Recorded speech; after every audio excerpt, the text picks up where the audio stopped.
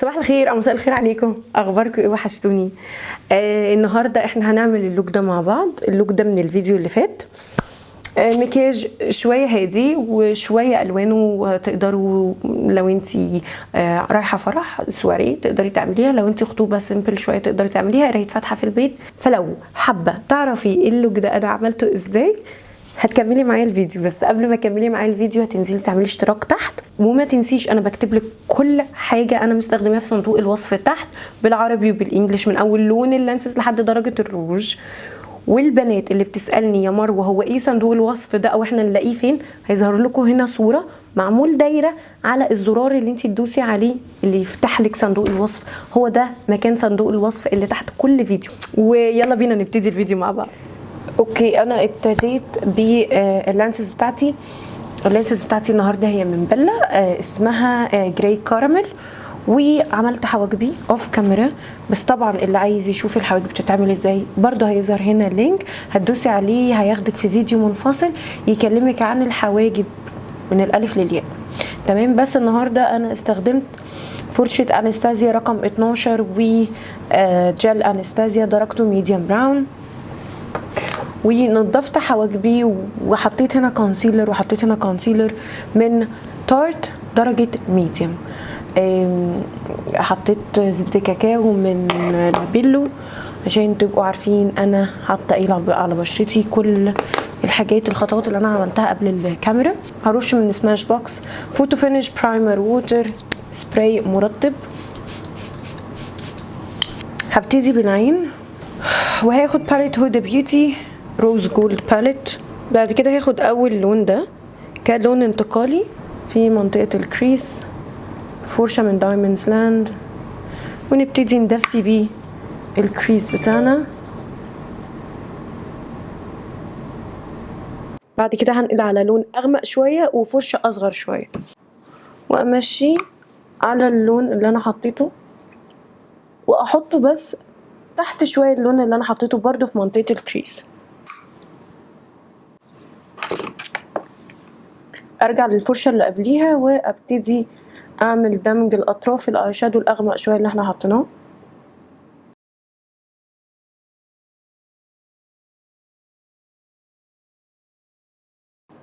بعد كده هاخد البني المحمر ده شوية وبفرشة بنسل صغيرة وابتدي اركزه على الزاوية الخارجية للعين المنطقة دي.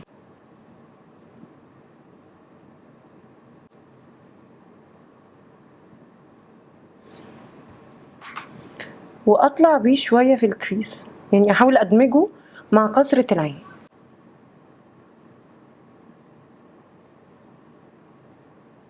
برجع للفرشة اللي قبليها البلند الوسط وابتدي ادمج اطرافه برضو.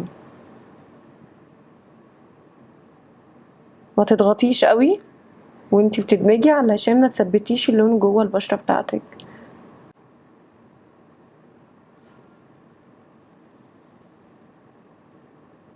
لما تيجي تحطي اللون في منطقة اللي هي الاوتر في او الزاوية الخارجية للعين، حاولي تنقي فرشة صغيرة تكون بنسل، ما تجيبيش فرشة بلاند صغيرة زي دي.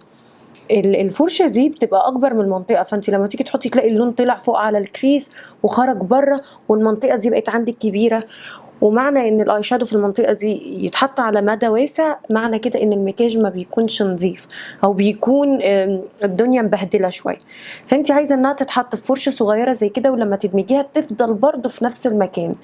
تمام، يعني انت تعملي حساب انك لما تيجي تدمجي الموضوع بيوسع معاكي شوية، فلما تيجي تدمجي الدنيا تبقى واصلة لك لهنا. بس هاخد نفس الفرشة البنسل وهاخد نقطة من اللون الاسود وغمق اكتر الزوايا الخارجية للعين. في الاسود بالذات تاخدي قليل، تاخديش كتير، مش زي الاسود هنحط بعد كده ندمج. لا، احنا في الاسود يعتبر بنحط وندمج على طول في نفس الوقت بنفس الفرشة بكمية قليلة عشان الموضوع ما يوسعش منك زي ما انا بعمل كده. يعني انا ايدي ما بتضغطش اللون جوه البشرة، انا ايدي يعتبر بتحطه بتهمس كده او بتلمس البشرة وبوزعه على فوق. خلي بالكوا اتجاه الاي شادو المرة دي مش بدمج وخلاص، لا انا بوزعه على فوق. بعد ما خلصتي الزوايا الخارجية للعين ممكن تاخدي اي لون من الوان الشimmer اللي هي بتبقى فيها لمعة وتحطيها في 3/4 العين. لما هتحطيها تبقى بشكل لطيف، بس مش شكل نظيف، في فرق. هيستخدم اي شادو بيس، ده بيكون من ماك، درجته اسمها سوفت اوكر، وبتعملي زي الكات كريس بتاعتنا بس بتقفي عند هنا 3/4 العين، تمام. وبعد كده بتحطي الاي شادو، فهو يعتبر مش كات كريس على قد ما هو نظافه للون اللي هيتحط هنا، تحديد ليه اكتر، مش كات كريس. وابتدي اوزعه على الجفن المتحرك.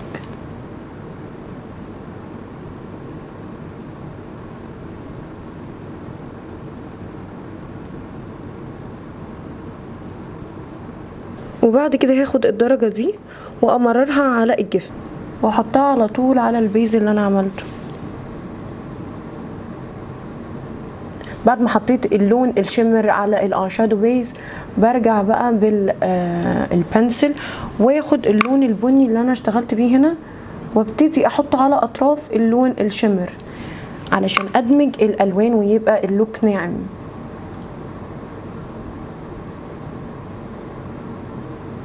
لحد ما العين توصل معاكي لحاجه زي كده.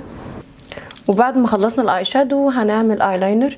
هستخدم فوريفر 52 ايلاينر، ده فلوماستر، يعني السن بتاعه بيكون كده. وهرسم ايلاينر صغير ورفيع وقصير الى حد ما.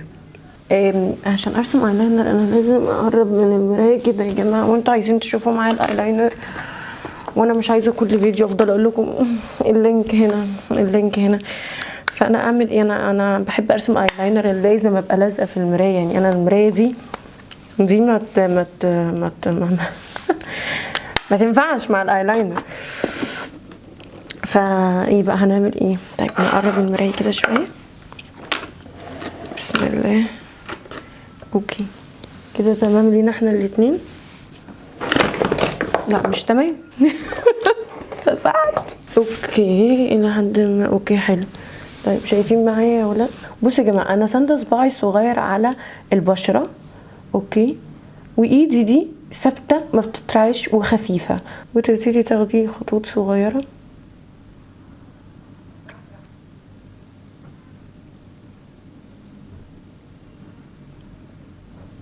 لما تروحي في حته الجلد فيها حاسه ان هو مش مفروض معاكي، شدي حواجبك، ما تشديش جلدك بايدك التانية. الخط اهو.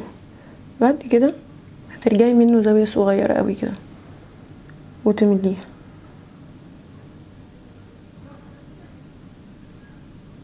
بعد كده همشي سن القلم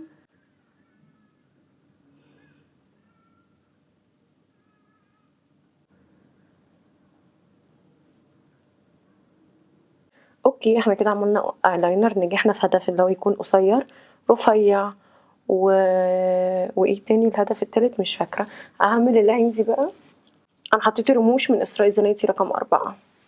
حطينا الرموش وظبطنا الايلاينر شويه، طولته شويه بصراحه. هبتدي بقى في ان انا اعمل الوجه. اوكي هاخد فاونديشن هدى بيوتي درجه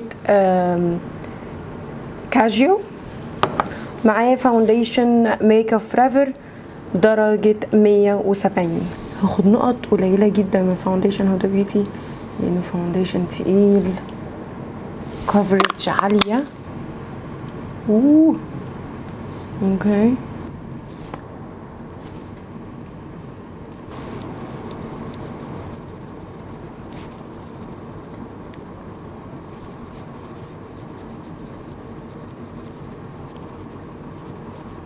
وبعد كده هستخدم كونسيلر هدى بيوتي درجة كوتن كاندي.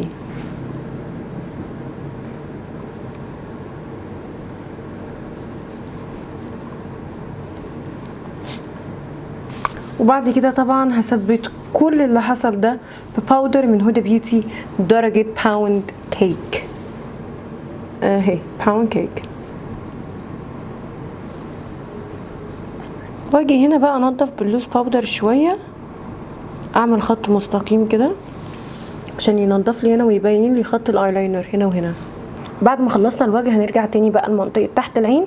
هناخد فرشه بنسل صغيره اللي احنا عملنا بيها الزاويه الخارجيه للعين، وهناخد من هدى بيوتي اللون البني ده وهمرره تحت العين، وهاخد قلم بيج من فوريفر 52 وهحطه جوه الووتر لاين ينور لي عيني، يعني يوسعها شويه. بعد كده هاخد باليت الكونتور من فوريفر 52، هعمل ميكس ما بين الدرجتين دول وهدفي وشي. مش هنعمل كونتور جامد زي بقيه اللوكس، لان اللوكات التانية بتبقى المكياج جامد، ده ميك اب سيمبل شويه فمش هيليق معاه كونتور جامد للوجه، فاحنا عايزين ندفيه مش ننحته او نحدده زياده عن اللزوم. بفرشه من جيسب رقمها 077.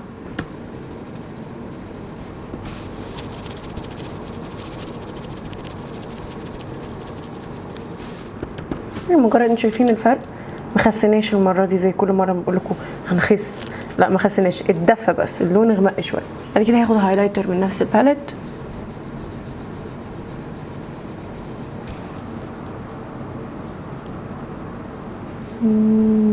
مناخير. بعد كده هستخدم من فوريفر 52 المات ليبستيك ده درجته 16.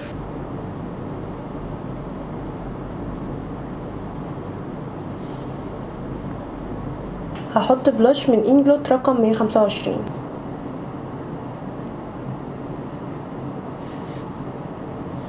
وهو ده الفاينل لوك. يا رب يكون عجبكم ويا رب تكونوا مبسوطين بيه. ايه رايكم في السيمبل عليا؟ يعني على ما اظن ده تاني فيديو او تالت فيديو انزله ميك اب ما يكونش الوان وما يكونش سموكي، يكون الوانه هاديه شويه. قولوا لي حابين الميك اب السيمبل عليا اكتر ولا التقيل عليا اكتر؟ يعني شاركوني كده رايكم، قولوا لي تحت في الكومنتس. وان شاء الله اشوفكم المره الجايه على الف خير، وهسيبكم على الفاينل لوك.